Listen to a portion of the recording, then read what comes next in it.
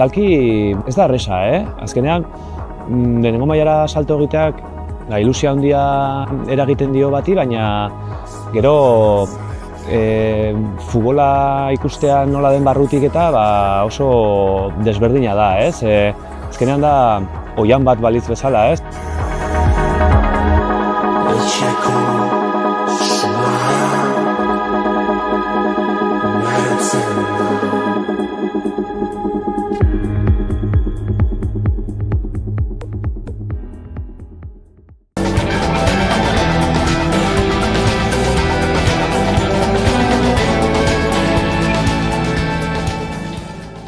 Euskararen defentsan eginiko ekimenengatik auzipetu dute gaur arratsaldean Gorka Torre. Guztira 2.000 euroko isuna agindu du epaileak ekintzailearen kontra, horietatik 500 gibelapenarekin. Horretaz gain 1.268 euro ordaindu beharko dizkio departamentuari kalte materialengatik.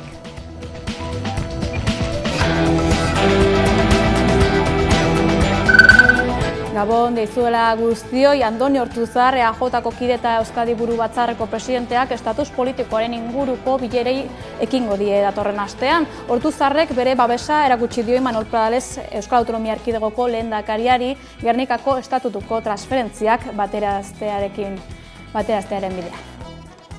Autogobernuari dagokionez, Pradales lehendakariari jakinarazi diogu lehenik gure lankidetza osoa izango duela eta ez bakarrik alderdiarena, baizik eta Gasteizko eta Madrilgo gure legebiltzar taldeena ere, Gernikako estatutua transferitu gabe dauden eskumenak transferituak izan daitezen ahalik eta azkarren, eta baita ere, investidura saioan iragarri zuen planteamenduarekin bat egiten dugula, ere baieztatu diogu lehendakariari. Gasteizko hainbat txosnari espedientea zabaldu die Arabako Foru Ogasunak Amazuriaren jaietan tiket bai ez erabiltzea egotzita. Ramiro González Arabako Foru Aldundiko diputatu nagusiak esan duenez, orotara 74 espediente zabaldu dituzte lurralde osoan ordainketa sistema abian jarri zutenetik.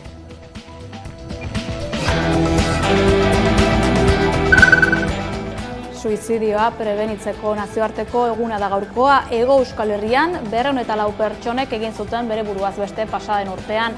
Europa mailan gazteen artean suizidioa da lehen heriotza eragilea.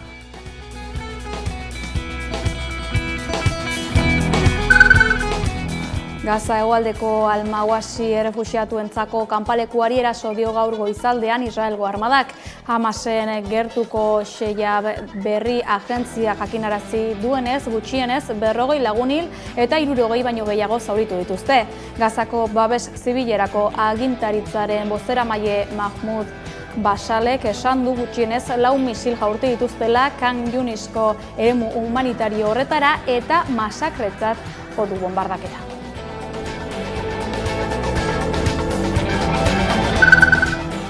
Bere lehen denboraldi osoan Gasteizko Izaskun Arrue kulturgunean eskainiko den kultur programazioa aurkeztu du Lazarraga Kultur Elkarteak. Erakundeak ezagutzera eman duenez Lazarragak gogotsu hartuko du eraikinaren maiztasun handiagoz egingo den kultura eskaintza.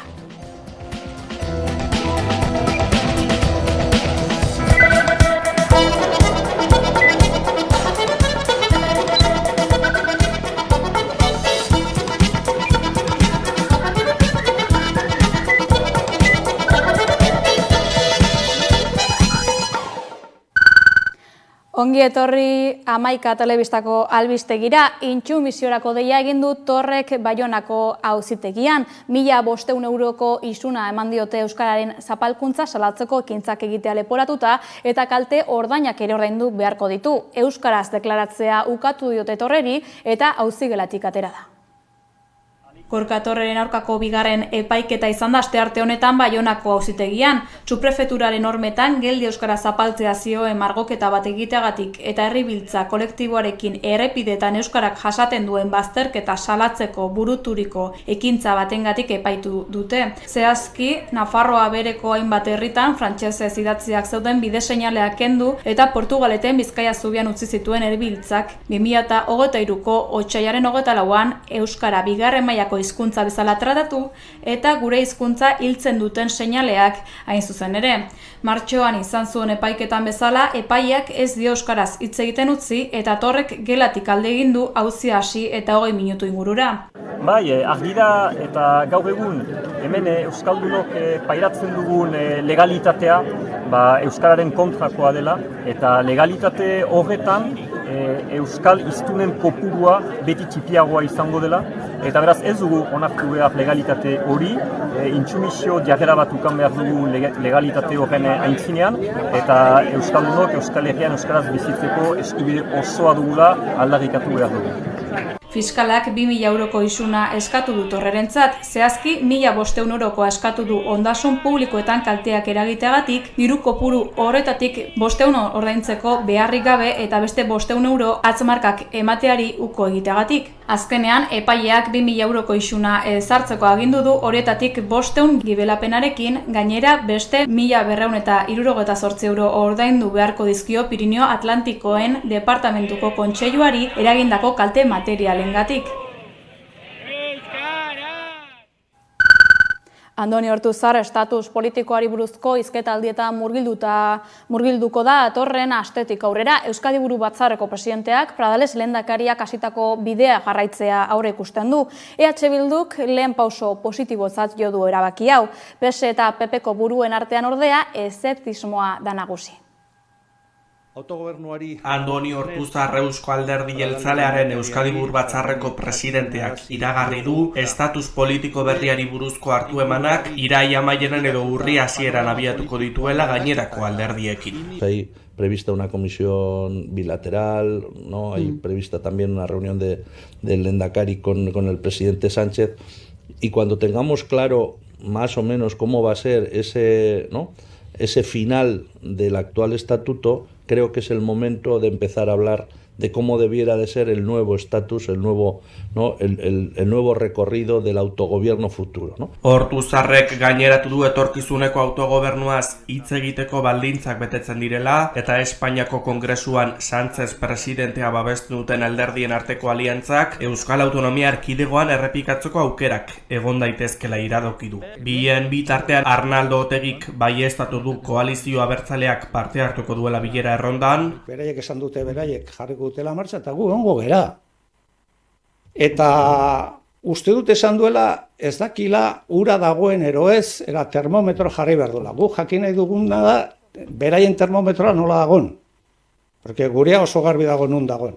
Eta Alderdi Sozialistak ere parte hartzeko asmoa du, baina denborarik ez dutela galduko esan du Anduezak. También tengo que decir que tampoco vamos a perder el tiempo, ¿no? Y desde luego si ese debate algunos lo quieren abrir pues para transitar por caminos que creo que no están entre las prioridades de la sociedad vasca, el Partido Socialista no va a perder el tiempo. Por tanto, lo que yo sí reclamo y solicito es claridad, ¿no? Alderdi Popularrak bere aldetik kritika egin dio Ortuzarren planteamenduari. Y me preocupa que además sea el PNV el que tenga acordado hasta un 95% con Euskal Herria Bildu lo que pudiera ser un planteamiento de autogobierno, porque lo que indica clarísimamente es que el liderazgo en Euskadi político lo está llevando Euskal Herria Bildu. Kontuak kontu, EAJaren presidenteak Gernikako estatutua erabat bete arte itxarongo du, estatus juridiko eta politiko berriaren inguruan hitz egiteko momentua izango delako.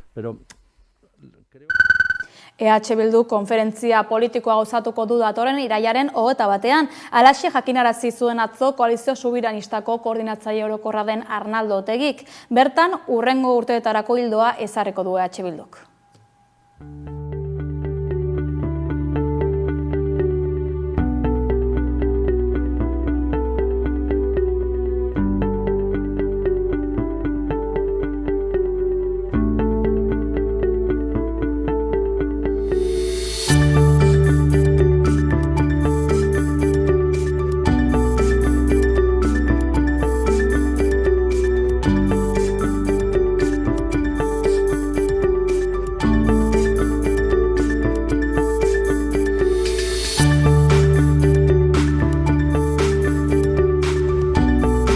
erkidegoen arteko harremana sustatuz, Euskal Herritarrei zabaldua izango dena, ez dugu gure buruari hitz egin nahi, baizik eta herri honi hitz egin nahi diegu, eta badaukagu lasaitasun bat lehen aipatutako bi faktorengatik, batetik gure formula, arrakasta formula bat delako eta horretan sakonduko dugulako, eta bigarrenik, gero eta herritar gehiago Euskal Herri luze zabalean bere babesa ematen diotelako proiektu honi.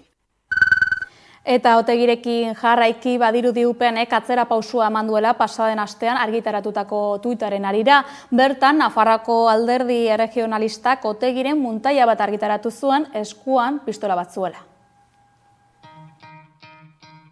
UPNek Twitterrera igotako bideo bat polemika handia sortu du politikoen artean. Non pistola bat jarri diote Arnaldo Otegiri fotomuntaketa batean eta gero bideoa borratu egin duten. PSNek historikoki UPNek PPri emandako babesa kritikatu du. Eta Kristina Ibarrola burduen alderdiak bideo batekin erantzun dio. Bideo horretan Arnaldo Otegi EH Bilduko koordinatzaile nagusia aurkeztu dute. Eskuan pistola bat duela, PSeren egoitza bateko atean txirrina jotzen. Nafarroako regionalisten erreakzioa PSeren txio batek eragin zuen. Eta Maria Txibitek zuzentzen duen alderdiak honako hau adierazi zuen. PPek kongresuan trafiko eskumena Nafarroari transferentziari ez bozkatzen dionean, zer egingo du UPNek? Alderdi antiforalista baten politikak besten jarraitzea? Jose Maria Aznar, Mariano Rajoy eta Alberto Núñez Feijóo UPNeko azken lau presidenten irudiekin ilustratzen da. UPNren bideoak erreakzio ugari sorrarazi zituen. Alde batetik Peio Txandianok bideoa kritikatu zuen. Eskandalutzat jo du ultraeskuinaren jarduteko modua definitzen baitu. Bestalde, Unai Ugalde Nafarroako Parlamentuko presidenteak gai honi buruz galdetu diotenean, muga batzuk ezin direla gainditu adierazi du. Eta bideoak ez duela eztabaida politiko lasaia eragiten gaineratu du. Atzo UPNeko Javier Esparzak deklarazioak eman zituen bozeramaileen batzarrean, non Otegi biktimatzat jo zuen. Que a Otegi le pega más una pistola que una paloma de la paz. Y tampoco creo que me va a negar que creo que se está haciendo, en fin, en la figura de Otegi, un intento de victimizarlo, un intento demagógico de una cuestión que creo que, bueno, que tiene que estar en los términos en los que tiene que estar, que se quiere sacar de contexto. Bestalde, Kristina Ibarrola, UPNeko presidenteak, prentsaurreko batean horri buruz galdetu diotenean, bere alderdiak bere garaian emandako azalpenera jo du. Imanol Pradalesek abiadura handiko trenaren aldeko autua egin du beste behin ere. Atzo Zer irratian emandako elkarrizketa batean, abiadura handiko trenak jada Araba, Bizkaia eta Gipuzkoan martxan behar lukeela adierazi zuen. Bestalde, Euskal Autonomia Erkidegoko osasun sistema publikoa ontzat jo zuen Pradalesek, Osakidetzak epertain eta luzerako eraldaketa baten beharra daukala atzeman bazuen ere.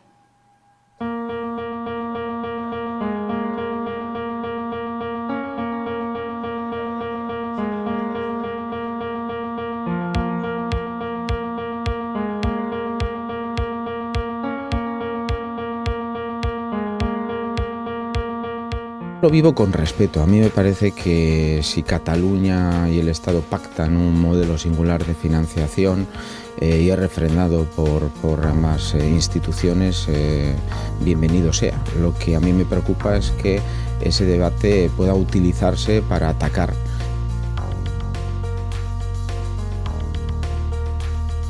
Tenemos un gran sistema público de salud en Euskadi. Osakidetza es un gran sistema de salud.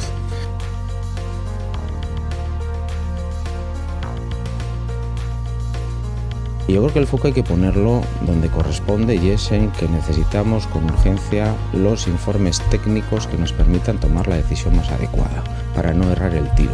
Y yo creo que mientras tanto lo que necesitamos es cierta cautela y no pronunciarnos públicamente a favor de una u otra opción porque nos falta información, insisto, suficiente. Y hay que urgir de aquí al Ministerio de Transportes a que haga los deberes y que los haga cuanto antes. Euskadi no se merece no estar subido ya al tren de alta velocidad.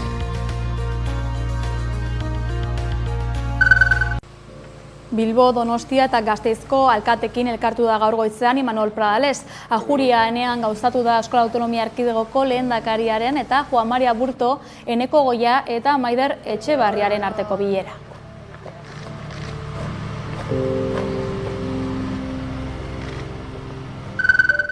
Nafarroan, Maria Txibite, Nafarroako gobernuko presidentea Salvador Hirugarrena, Kataluniako Generalitateko presidentearekin bildu zen atzo Bartzelonan. Bizikidetza, industria edota zerbitzu publikoak izan ziren jorratu zituzten gai nagusietako batzuk.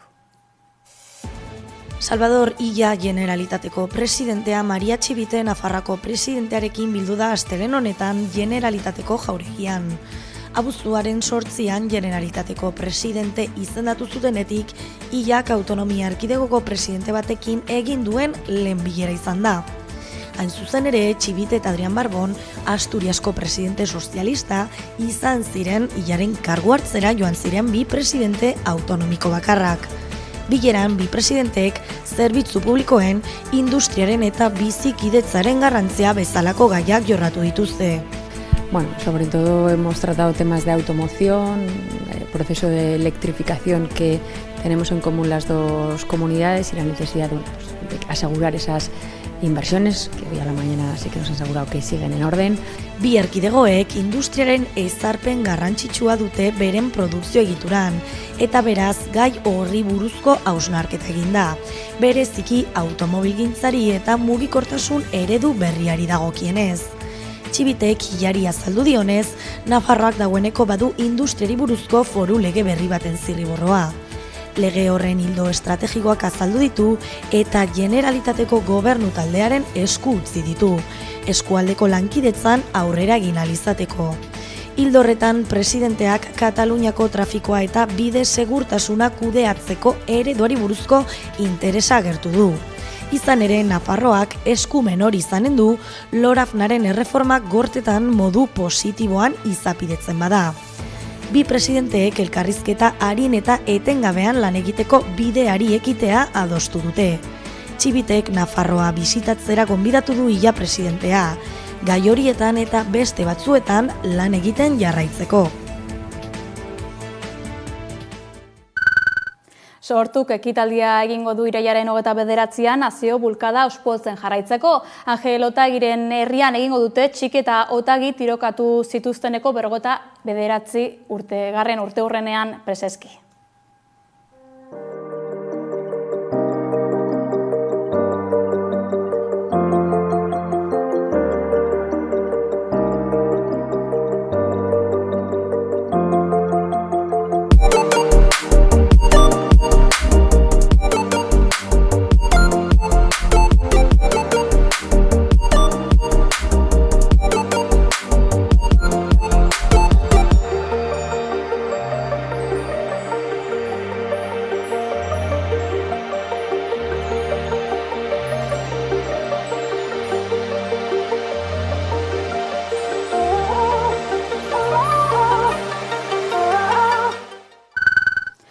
Gaurko efemeridea honakoa, gaur 28 urtera hil zuen eta Ordizian Dolores González Katarain Joyes kideoia.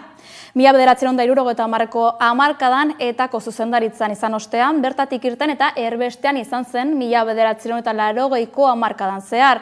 1986an Euskal Jaietan erail zuten.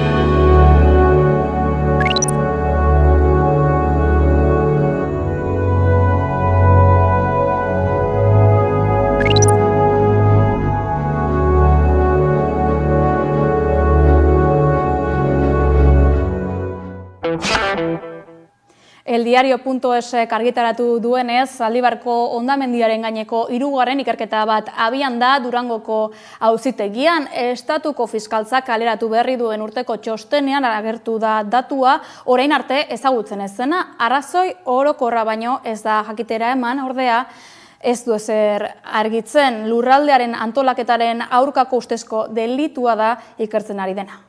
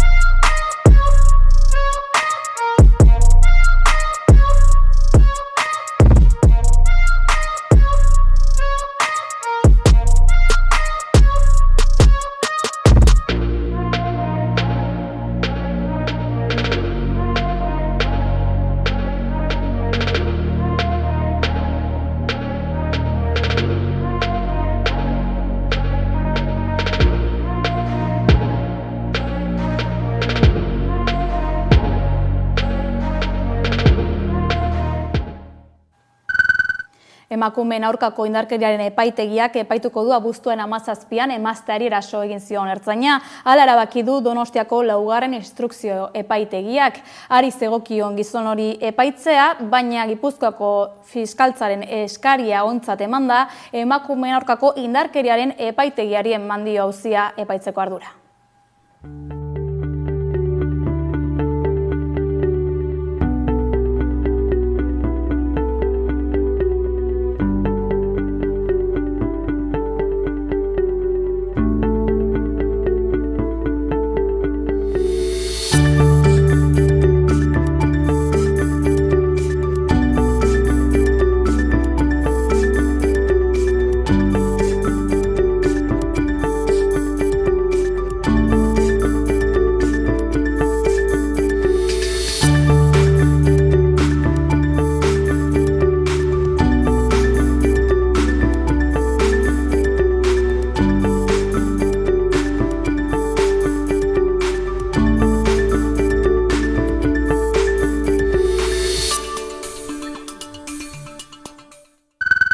Suizidioa prebenitzeko nazioarteko eguna da gaurkoa.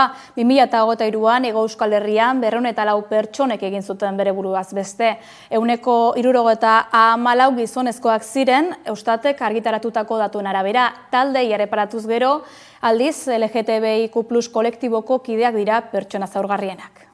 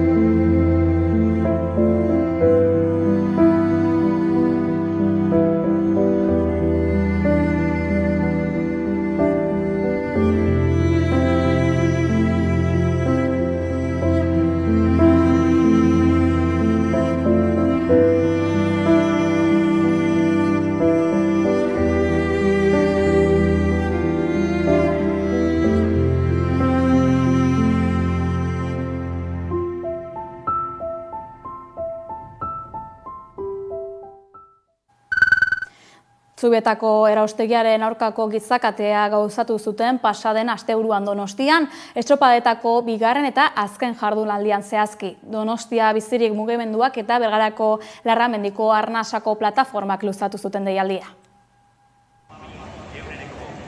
Donostia bizirik errausketaren aurkako mugimenduak eta Bergarako Larramendiko arnasa plataformak deitutak gizakate bat egin dute asteburuan Donostiako Kontxan. Alderdi Ederritik abiatuta estropaden bigarren eta azken jardunaldi erabakigarria ospatzen ari ziren artean.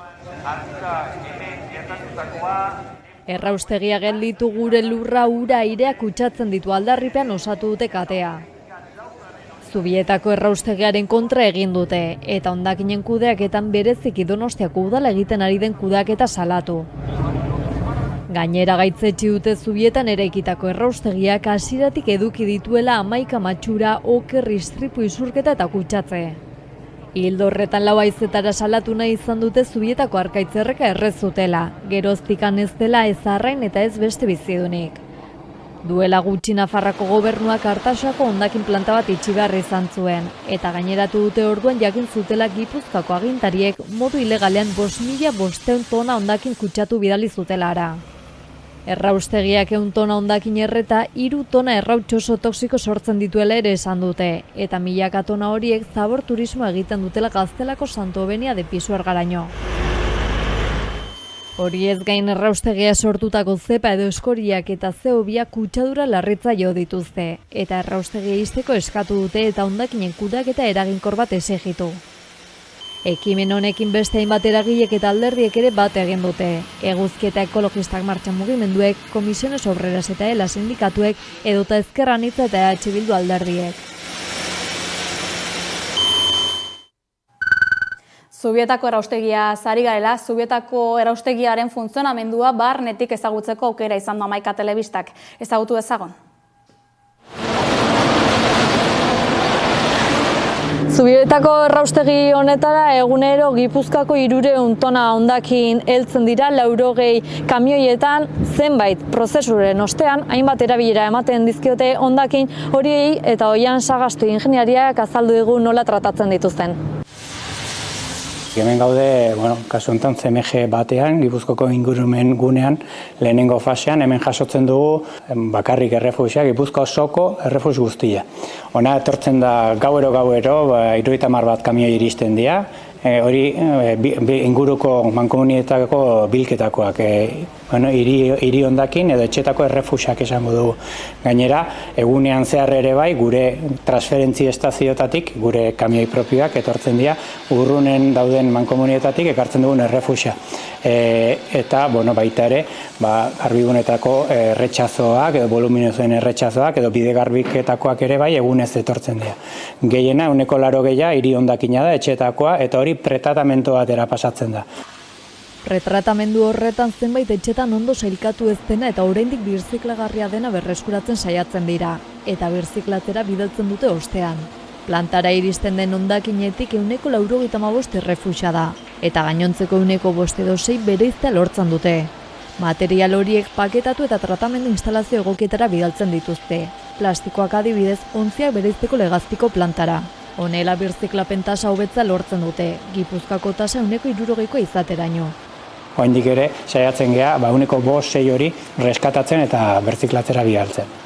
Eta ondoren gainontzeko 85, 84 guretzat da gure erregaia edo konbustiblia esaten dioguna, hau da prestatzen dugu, errekuntza ahalik eta efektiboena izaten, erraustegian, eta hortarako biolehortze bat egiten zaio, prozesu natural bat, azken finean materia organikoaren fermentazioa eraginez eta airea insuflatuz modu egoki batean, azken finean konpostatze erraldoi bat izango balitz bezala, materia degradatzearekin batera, prozesu exodermikoa denez, beroa sortzen du, bero horrek evaporazio bat generatzen du, eta orduan botere kalorifikoa igotzen zaio, guretzat, erregaia den errefusio horri, ezta? Eta hori, valorizazio plantan erabiltzen da erregai bezala, erregai bakarra, errefusia bera. Errefusia tratatzeko instalazio honek eskatzen diren arauak betetzen baditu ere kutsadura iturri da, eta herritar batzuk kezkatuta daude, Arkaitzerrekan airen eta inguruko lurretan agertu izan den kutsadura medio.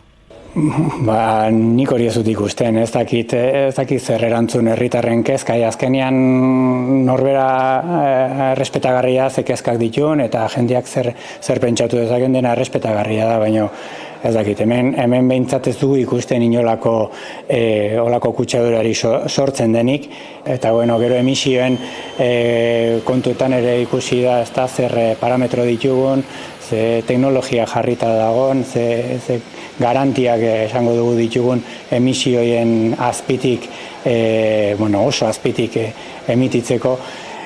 Eta kezkak ulergarria dira, baina ez dakit, lasaitasun puntu bat ere bai, ni ez naiz ez dakit agian hortan egokiena, baina guk ez dugu ikusten horlako kezka arrazoirik.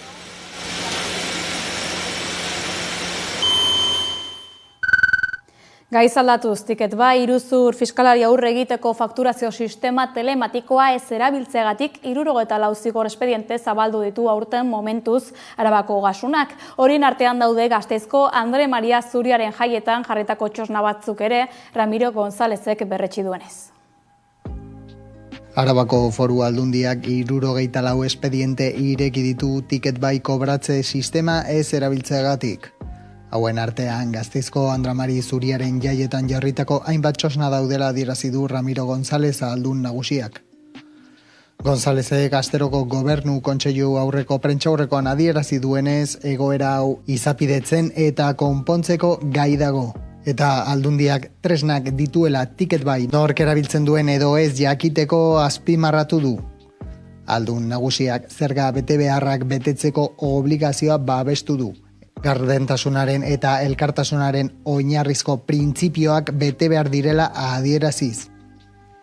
Abuztuan ospatu ziren jaiak baino lehenago Ticket Buyren beharrezkotasunak eztabaidak sortu zituen. Izan ere txosnak irabazi asmorik gabeko erakunde gisa identifikatzen dira eta irabaziak gizarte ekintzak eta jarduera kulturalak egiteko bideratzen direla defendatzen dute. Ekonomia gaietan segiz, Gipuzkoan etxebizitzen prezioen joerak gora dirau, bai salerosketa merkatuan, baita alokairuarenean ere.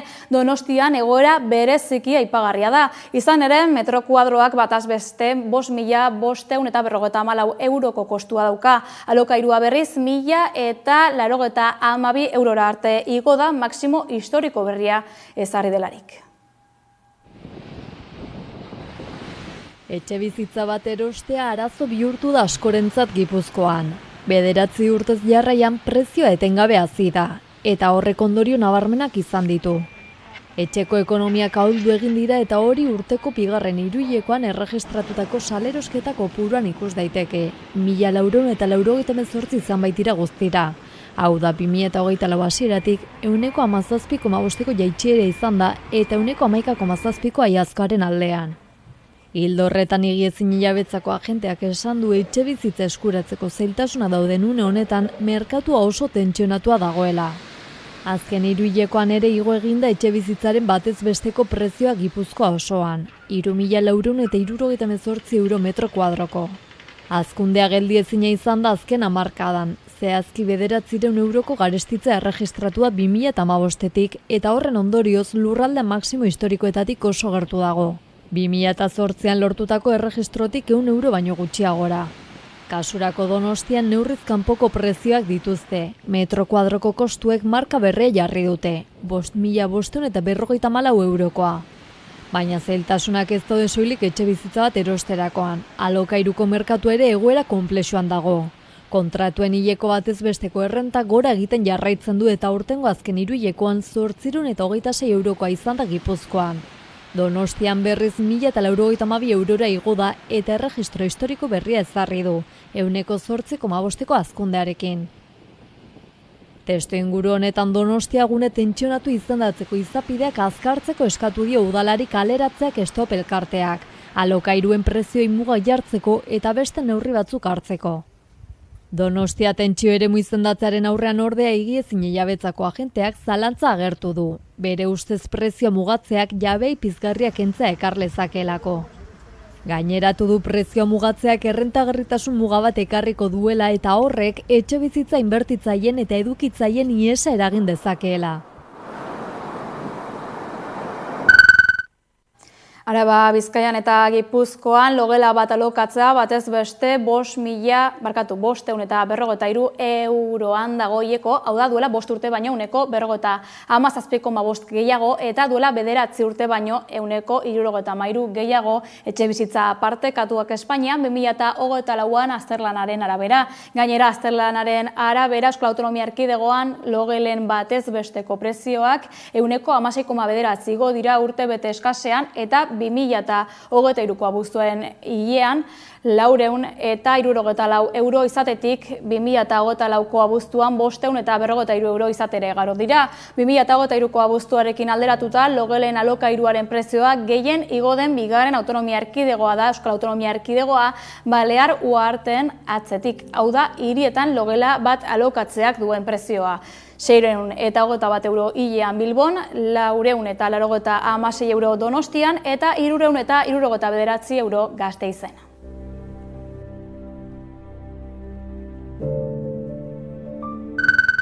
Euribor tasa ehuneko 2,88an ezarri da.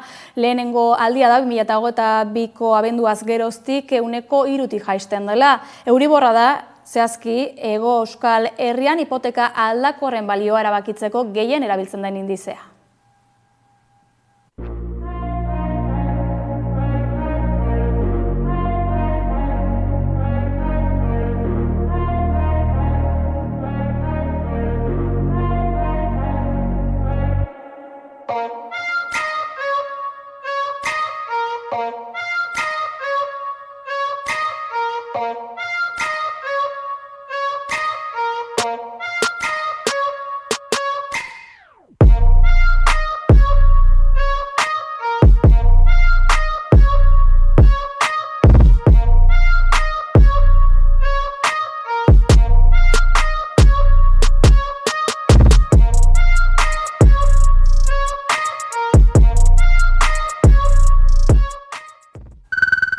Langileen auziei begira, Edia Zabalgo Jaso Tower Cranes enpresako zuzendaritzak 8 langile kaleratzea erabaki du 6 hilabetez luzatu zen aldi baterako lan erregulazioari amaiera eman ostean. ELA eta LAB sindikatuek jakinarazi dute hilaren amaieran konponbiderik ez badago greba mugagabe hasiko dutela. Edia Zabalgo Jaso Tower Craneseko langileek 9 eguneko grebari ekitea onartu dute batzarrean. Datorren ostegunetik aurrera, enpresako zuzendaritzak joan den astean 8 lankide kaleratzeko hartutako erabakia salatzeko. LAB eta ELA sindikatuek osatutako enpresa batzordeak azpimarratu du ez dutela onartzen enpresaren erabakia ez da erakutsitako jarrera ere, eta kritikatu du Jasok aurretik hartutako erabaki bat jakinarazi besterik ez duela egin, alternatibak negoziatzeko inolako borondaterik erakutsi gabe. Hori dela eta adierazi dute grebaren eta mobilizazioaren bidea dela langilei geratu zaien aukera bakarra. Hala aste honetan greba egingo dute ostegunean eta ostiralean. Datorren astean asteazkenetik ostiralera, hurrengoan asteartetik ostiralera eta konponbiderik ez badago iraileko 4. astean greba mugagabea hasiko dute. LABek eta ELAk greba egitere eta mobilizazioetan parte hartzera deitu dituzte langile guztiak, kaleratzeak ezeztatzeko eta irtenbide negoziatu bat bilatzeko. Guztien lanpostuen etorkizunaren alde borrokatuko dutela azpimarratu dute eta enpresari dei egin diote egoera okertu baino lehen akordiak lortzeko asmoz hitz egiteko. Iragan ostegunean bi sindikatuek gogorarazi zuten ertean 6 hilabete eman ondoren zuzendaritzak ekainean jakinarazi zuela neurri hori ez berritzeko asmoa zuela. Baina orain oporretatik bueltan 8 langile kaleratu ditu erabakiari buruz hitz egiteko edo alternatiba negoziatuak bilatzeko inolako borondaterik gabe. Aukera hori onartezintza jo ondoren enpresa batzordeak jarrera aldatzeko erabakia atzera botatzeko eta beste bide batzuk bilatzeko hitz egiteko eskatu dio konpainiari. Negoziaziorik ez zegoenez grebara jotzea erabaki dute.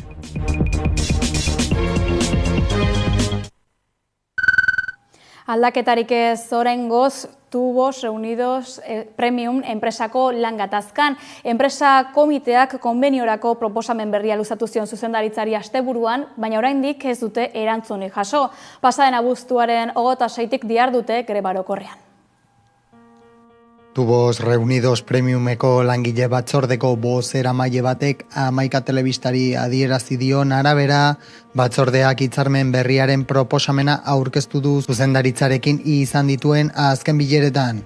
Zuzendaritzaren aldetik ez dute oraingoz erantzunik jaso aurkeztutako proposamenari buruz. Batzordeak adierazi duenez, asteazkenean erantzuna jasotzea espero dute.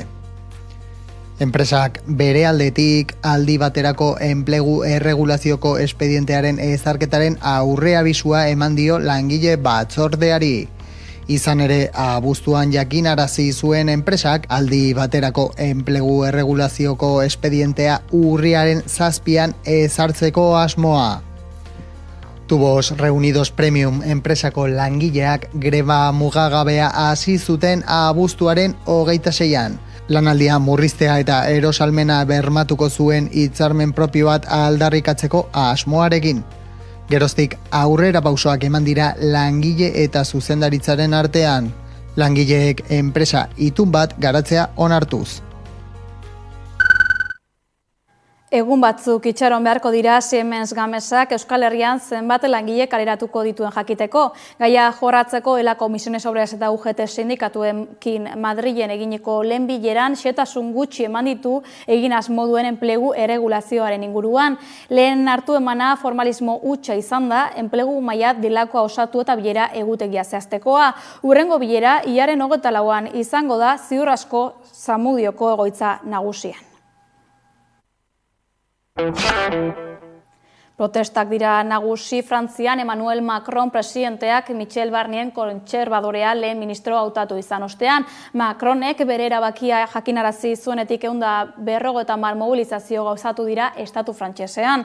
Pasaden larunbatean Fronte Popular berria Ipar Euskal Herrian ere kaleratu zen Baionan hautaketa gaitzesteko asmoz. Iparraldean bezala Frantzia osora eratu dira Macron presidentearen erabakiaren aurkako protestak, ezkerreko alderdiek, sindikatuek eta hainbat erakundek hartu dute parte mobilizazioetan, Michel Barnier kontserbadorea lehen ministro izendatzearen aurka. Parisen esaterako Jean-Luc Mélenchonek azpimarratu du kaleetako borrokak luze iraungo duela eta iragarri Barnierren aurkako zentsura mozioa aurkeztuko dutela. Azkenik Marine Le Pen Bilgune Nazionalaren talde parlamentarioko presidenteak hedabideen aurrean adierazi du aukera bat emango diotela Barnierri eta politika orokorreko diskurtsoa entzun arte itxarongo dutela aferaren inguruan erabakitzeko. Edmundo González Urrutia, Venezuelako oposizioko kidea eta presidente hautagai izandakoa iritsi daia da Espainiara. Pedro Sánchez buru den gobernuak González Urrutiaren asilo politiko eskaera onartu eta aireko indarren hegazkin batean eraman zuen Caracasetik Madrilera arte. Bien bitartean, Kongresuko eskuin alderdiek Espainiako gobernuak hautagaia Venezuelako presidente bezala atzematea eskatzen dute. EAJ proposamenaren alde azaldu da. Botere betearazleak ez du oraindik baina pauso eman.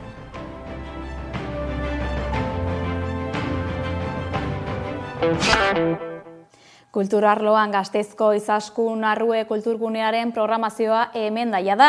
Oian Eder Euskararen etxean hasitako proiektuekin jarraitu ez ezik, Aintzina Folk jaialdiaren edota Udako Euskal Unibertsitatearen ekimenak ere izango dira bertan, besteak beste.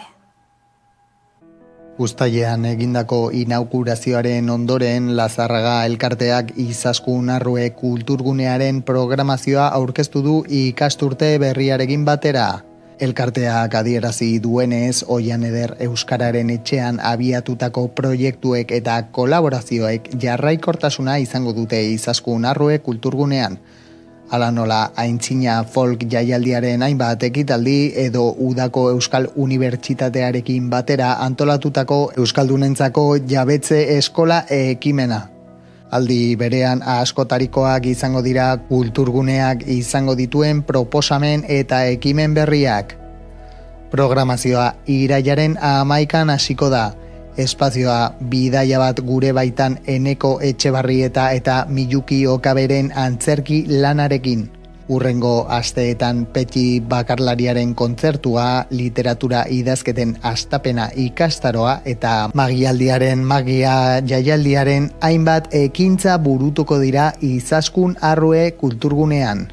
Abendura arte programatutako ekitaldi guztiak iak.eus webgunean daude ikusgai. Hauetarako sarrerak ekitaldia baino astebete lehenago egongo dira eskuragarri webgunean bertan. Errenteriara goaz bertan izan bai da Udan Earbeo lankidea jantziaren zentroan. Ezagutu ezagun.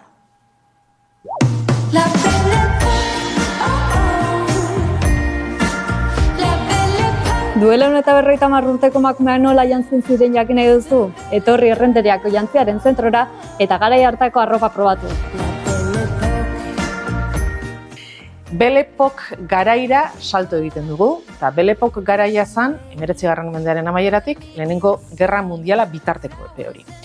Epe horretan ze gertatzen da, klase sozial berri bat sortzen da, burgesia deitzen den klase sozial bat, eta ordura arteko noblezia edo aristokratekin alderatuta beraientzako aisialdia garrantzitsua da. Lana bai, dirua egitea bai, baina aisialdiak ere garrantzi handia da. Eta aisialdi horretan, gauza asko prestatzen dituzte, izan daitezke dantzak, izan daiteke kirola, eta aisialdi horretara ere bai batzen dira nobleak. Orduan, erakusketa honetan, beti ere emakumea oinarri hartuta hori aipatzen dugu. Emakumearen aisialdia gauez eta egunez. Gauez, salto egingo dugu atzera eta Donostiara goaz. Donostiko Gran Casino de San Sebastianera. Kasinoa 19. mendearen amaieran zabaldu zen, eta justo erakusketaren atzeko aldean lona handi bat ikusiko dugu, eta lona hori da kasinoaren dantzalekua zena. Areto hori, gaur egun Donostiako plenoak egiten diren aretoa da, berdin dago. Eta orduan egiten duguna da, emakumeak gauez eta dantzan ari dira. Momentu honetan, nolabait esan moda Frantziak markatzen du. Eta orduan, eramango duten arropa Frantziatik datorren estiloa da. Justo, frentean dauzkagunak dira, kirola egingo duten emakumeak, alegia egunez dagoen aisialdi hori. Eta kirola, emakumeentzako kirola, sortzen da Erresuma Batuan. Erresuma Batuan sortzen da, eta kirola egiteko hasiera batetan emakumeek erabiliko dute, normalean kalean, egunero erabiltzen duten arropa bera. Traba, gonak luzeak dira txorkatileraino, kortxea, armazoia, kapelak, sekulako kapapila eta koiak. Orduan, polikinaka emakumeak kirola egin ahal izateko hasiko da moldatzen arropa hori. Eta moldaera edo arropa berri hori Erresuma Batuan sortuko da. Beraz, kirol moda, kirolakin batera Erresuma Batutik dator. Bitxikeriak eta kirolari begira, hemen dauzkagu 5 kirol aukeratu ditugu. Lehenengoa, bizikleta, txirrinda. Bueno, esan dezagun, txirrinda emakumearentzako izan zala sekulakoa. Emakumearen askapenerako oso importantea. Kontutan eduki garai honetan emakumea mugitu ahal izateko edo oinez, edo dirua zuenak edo zaldiz. Bizikletak emango dio emakumeari askatasun hori, demagun, baserritik herriraino jesteko edo mugitu ahal izateko. Oso gaizki hartu zuten gizonezkoek emakumea bizikletan ibiltzen hastea. Medikuek esaten zuten osasunerako oso txarra zela. Antzutasuna ekarriko ziela emakume horiei, biraok hartzen zituzten, harrikatu egiten zituzten, eta hasi ziren emakumeak bizikletan taldean joaten, bata bestea babesteko. Amelia Bloomer aipatu behar dugu. Eta nor da Amelia Bloomer? Amelia Bloomer Estatu Batuetako emakume sufragista bat da, oso garrantzitsua, emakumearen eskubiden aldeko aintzindaritako bat, bai botoa eta bar, eta Amelia Bloomerrek sortu zituen eta berak jantzi zituen lehendabizikoz oso ausarta galtza batzuk txirrindan ibiltzeko. Eta galtza horiek Bloomer deituko dira Amelia Bloomerren omenez. Eta hemen daukagu, justo erreplika bat. Erreplika aipatzen dut. Erakusketa honetan ikusiko dugun arropa guztia erreplikak dira. Erreplikak dira garai bateko argazkiak edo garai bateko museoetan dauden jantzi originalen argazkiak ikusita. Baina badaude objektu batzuk jatorrizkoak direla, garai horretakoak originalak, eta dira 20. mendearen hasierakoak. Besteak beste, tenislariak daraman raketa, txirrinda edo bizikletare bai, mende hasierakoa da. Kapelak, hor badaude 3 kapela, garai horretakoak direla. Amazonak daraman fusta objektu horiek, bai dira jatorrizkoak, garai horretakoak. Erreplikak Ramon Garziak egin ditu, eta nor da Ramon Garzia? Ramon Garzia jantziaren zentroko arduradun nagusia da. Ramon Garzia bere ogibidez sastrea da, eta hemengo jostun lan ia guztiak berak egin ditu. Esaten dudanean ia, nahi dut esan, Jantziaren zentroaren lantaldea 8 lagun gara. Eta 8 horien artean ere baditugu beste bi, aipatu beharrak ditut, Marisa eta Laitz. Eta Marisa eta Laitzek ere jostun lanak egiten dituzte. Baina gehiago da, gerora erakusketa iraunkorrean barruan dauden jantzi azpiko gona eta arropa guzti horiek edo josi behar dira etiketak eta gauza txiki guzti horiek barruko lan hori dana bien artean egiten.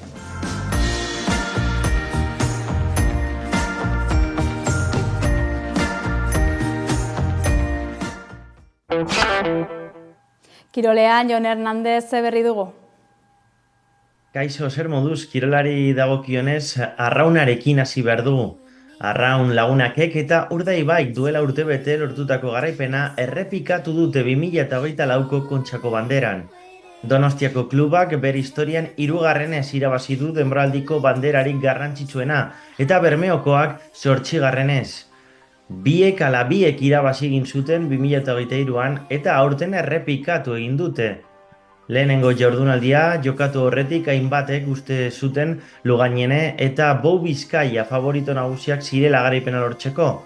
Aurreko igandean izandako emaitzak ikusita askok uste zuten biak zirela hautagai nagusiak, ia bakarrak Kontxako bandera irabazteko, eta bigarren jardunaldian iragarpenak bete dituzte aurreko igandean erakutsitako nagusitasuna berretsita.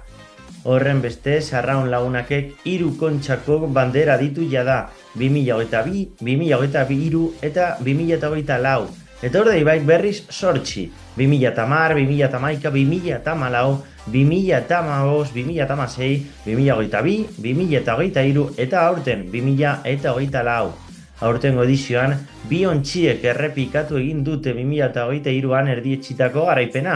Urdaibaik, azken 3 ekitaldietan jarraian bereganatu du bandera Gipuzkoako hiriburuan. Emakumezko futbolan berriz Atletikek, Errealak eta Eibarrek Liga F hasiera eman diote asteburu honetan.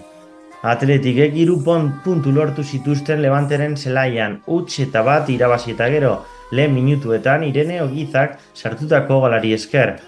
Iskanbila bigarren zatian gertatu zen, epaia Levanteri gol bat balio gabe utzi eta gero. Atletiken atezainak Adriana Nanclares oso partidu dotore egin zuen. Eibarrek ere 2 eta huts irabazi zuen Betizi Ipuruan, eta denboraldiko lehen 3 puntuak bereganatu zituen. Ane Camposek eta Esperanza Pizarrok sartu zituzten armaginen golak. Eta Errealak ezin izan zuen puntu bat ere bereganatu, Sevillaren aurka 3 eta 2 galdu ondoren. Padillak aurretik jarri zuen Sevillak 28. minutuan, eta Nerea Izagirrek banakoa egin zuen 76an. Gero, Kantek 2 gol egin zituen, 79an eta 73. minutuetan, eta 3 eta batekoa markagailuan jarri zuen. Partidako azken minutuan Labagosek 3 eta 2 egin zuen, eta Realarekin jokatutako lehen partidan horrela bokatu zen. Beste alde batetik, txirrindularitzan Primoz Roglic, txirrindulari esloveniarrak, irabazi zuen Espainiako bueltaren 79. edizioa, eta Stefan Kuhn nagusitu zen azkeneko etapa Madrilen. Txirrindulari suitzarrak saio bikaina egin zuen erlojuaren aurka eta 26 minutu eta 28 segundu bera izan zituen 24,6 kilometroko ibilbidea egiteko. Roglic izan zen bigarrena eta Mattia Cattaneo 3. Ondorioz, eta espero zen bezala, ez da inolako ustekabarik izan, eta Roglicek 4. aldiz irabazi zuen Espainiako buelta. Harekin batera, izan ziren podioan, Ben O'Connor dekatlonekoa eta Enric Mas Movistarrekoa, 2. eta 3. aurren ezurren. Mikel Landa berriz 8. tokian bukatu zen. Bestalde, edizionetan Wout van Aert eta Caden Groves nabarmendu ziren, 3. etapa irabazita. Alabaina, txirrindulari belgikarra erretiratu egin zen, erorikoa izan ostean eta ondorioz txirrindulari australiarrentzat izan zen erregultasunaren maiot berdea. Mendiko sailkapena Jay Vine irabazi zuen eta gazterionena Matias Eskilmos izan zen, Florian Lipovic eta Carlos Rodríguezen aurretik. Azkenik, Joko Paralimpikoetan, Higinio Rivero piraguista laugarrena izan zen BL2 200 metroko probako bere finalerdian eta A finaletik pauso bakarrera geratu zen. Higiniok ez zuen finalerako txartela lortu jokatutako sailkatze proban. Izan ere, serie bakoitzeko piraguistarik azkarrena sartu zen finalean, eta Fernando Rufino de Paulo, cowboy brasildarrak, bere seriean ezarritako erritmoa bizige izan zen berarentzat, gehiagizkoa. Bizkaitarrak laugarren postuan bukatu zuen bere seria eta finalerdietara pasatu zen. Final handira heltzeko beste pauso bat ematera behartuta. Gaur eguneko bigarren finalerdian lehiatzea egokitu zaio, bietan zailenean eta gainera haizea kontra izateak ezion bat ere lagundu. Riverok laugarren postuan bukatu zuen bere seria 56koan denbora eginda. Bi finalerdiak kontuan hartuta 7. izan da. Parisko jogoetan bere parte hartzea amaitu ondoren Riverok bere hurrengo erronkak pentsatzen hasi da jada. Basque timeko kirolariak 2026an Milan Cortina d'Ampezzon jokatuko diren negu jokoetarako sailkatu nahi du. Aurreko denboraldian Higinio iraupen eskian eta biatloian lehiatzen hasi zen nazioartean, eta honetan gauza bera egingo du.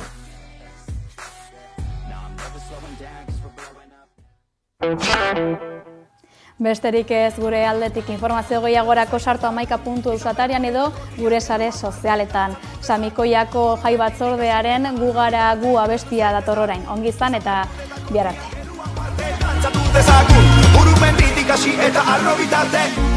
Herrixan auzo bat nortasunez lotxagabe Santa Bata atxitxinkale ta Kristo zulo parez pare Karibe euskaldun bat haize tropikala galerna eta ekaitzak dakartzala Kantauri txasontik haizea eta kresalak harrapan azala Olatuak gau eta egun dantza moian Abetan zuru bideo egunez bare-bare Palmondo bat ikusten dute samikoia Itxasargi tropikal eta kaie zutabe Olatuak gau eta egun dantza moian Abetan zuru bideo egunez bare-bare Auzo izaera bizi da hemen goxa Zaberriak sortzen eseko dabe